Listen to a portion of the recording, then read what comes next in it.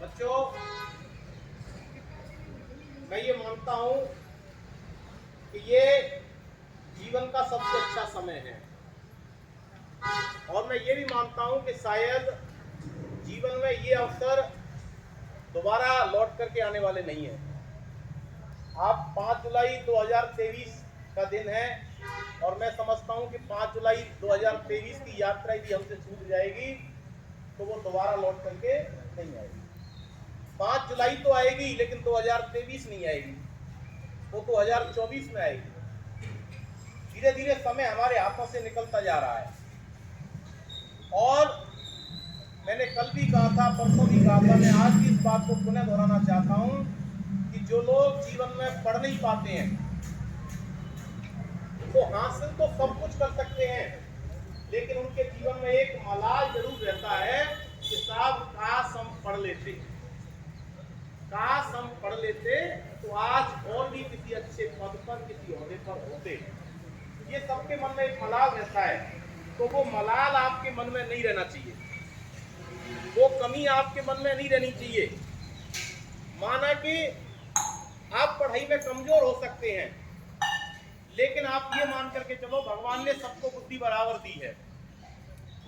आप अपनी बुद्धि का उपयोग पढ़ने में करें, अच्छी आदतों को सीखने में करें।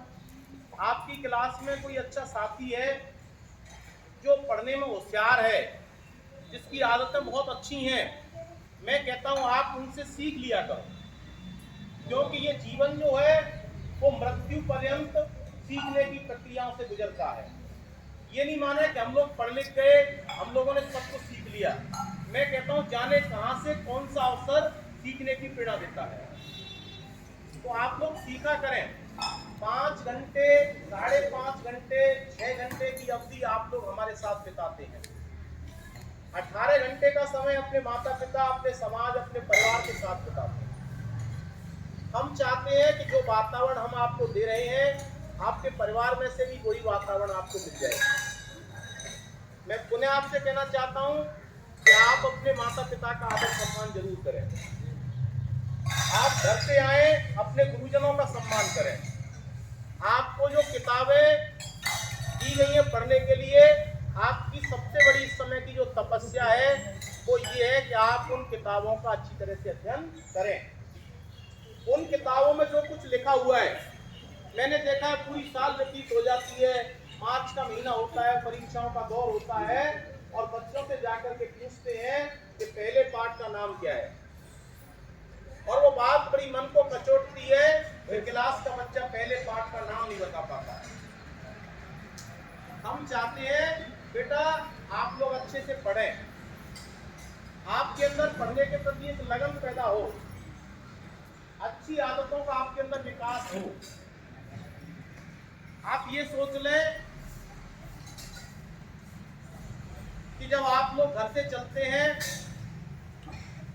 तो आप ये सोच करके चला करें कि आज हमें कुछ अच्छा सीखना है। यहां से जो आपको पढ़ाया गया आप उसे घर जाकर के रिवाइज करें, पढ़ें उसको, अपनी किताबों को खोल करके देखें। किसी इंस्टीट्यूट के डायरेक्टर साहब कहा करते थे, वो कहते थे कि भगवान ने हम सबको 24 घंटे दिए हैं और एक व्यक्ति उस 24 घंटे का उपयोग नहीं कर पाता है और वो अपने जीवन में बहुत नीचाई तक पहुंच जाता है। एक व्यक्ति एक एक सेकंड का, एक एक पल का उपयोग करता है।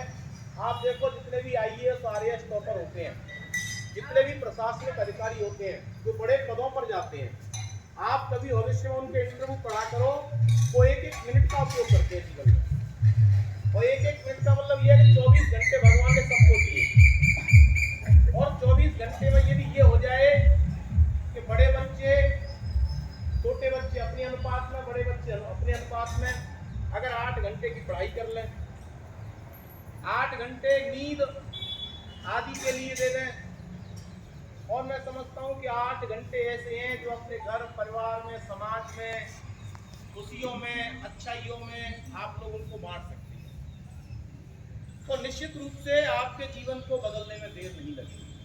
लेकिन आपको प्रयत्न करना पड़ेगा, उसके लिए अपने आप को आपको बांधना पड़ेगा। ये समाज जो है वो तमाम तरह की बुराइयों से ग्रसित है, तमाम तरह की बुराइयों से ग्रसित है, लेकिन हमको उसमें से क्या ढूंढनी है? अच्छाइयां ढूंढनी।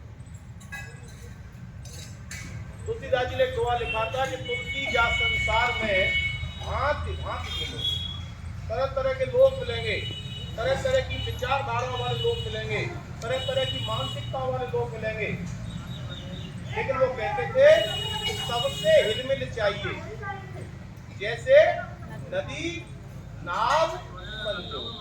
जैसे नदी और नाव का संयोग होता है, इस तरह से हमें सबसे हिलमिल करके रहना चाहिए। ये बात समझ में आई आपकी में नदी और नाव का संयोग कैसे होता है?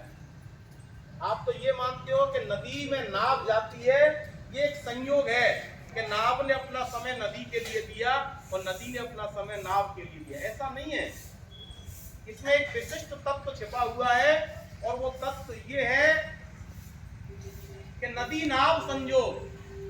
नदी में जब नाव जाती है और नाव में जो लोग सवार होते हैं, वो एक संयोग वाली बात है।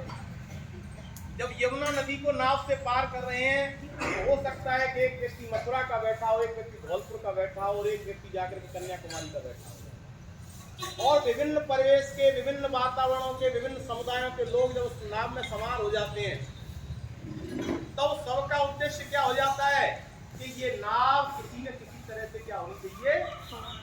बताओ, सबका उद्देश्य एक ही होता है कि नहीं होता है? अगर उस नाव में एक व्यक्ति खड़ा होकर के दंगा करने लग जाए, एक व्यक्ति खड़ा होकर के जोर जोर से डांस करने लग जाए, एक व्यक्ति की नीयत खराब हो जाए, वो नाव को डुबोना चाहे, तो मैं ये मानता हूं कि चार लोग जो होंगे उसके हाथ को पकड़ कर उसको बिठा देंगे, भैया इसको कैसे भी पार लग जाने दो। यही तो रहता है सबका उद्देश्य। ये नदी नाव संयोग है। हम और आप इस परिवेश में मिले हैं, और मैं ये मानता हूं कि ये संयोग की बात है। इन बच्चों के भाग संस्कार की बात है कि इनको अच्छे अच्छे गुरुजी मिले हैं, और मैं कहता हूं कि इतने इन गुरुजियों के अच्छे संस्कार हैं कि इनको इतने अच्छे बच्चे मिले। तो हम इस समय का अच्छे से सदुपयोग करते हुए इस वातावरण को अच्छे से अच्छा बनाएं। हमारी प्रार्थना सभा बहुत अच्छी हो। प्रार्थना सभा से हमारा दिन की शुरुआत होती है। हम लोग यहाँ से कुछ अच्छा संदेश लेकर के जाएं और अपने जीवन को बदलने का पूरी तरह से हम क्या करें, प्रयास करें। तो मैं ये चाहता हूँ कि आप लोगों में बदलाव आना चाहिए, आपकी भाषा शैली में, आपकी कार्यशैली में, आपके पहनावे में, आपके व्यक्तित्व में, आपकी कार्यशैली में तमाम तरह के बदलाव देखने को मिलने चाहिए। और ये बदलाव धीरे धीरे आप परिवर्तन के साथ में गुजरेंगे तो निश्चित रूप से आपके अंदर देखने को मिलेंगे। मैं चाहता हूँ कि आप सब लोगों ने बहुत अच्छी प्रार्थना की है। एक बार जोरदार तालियां।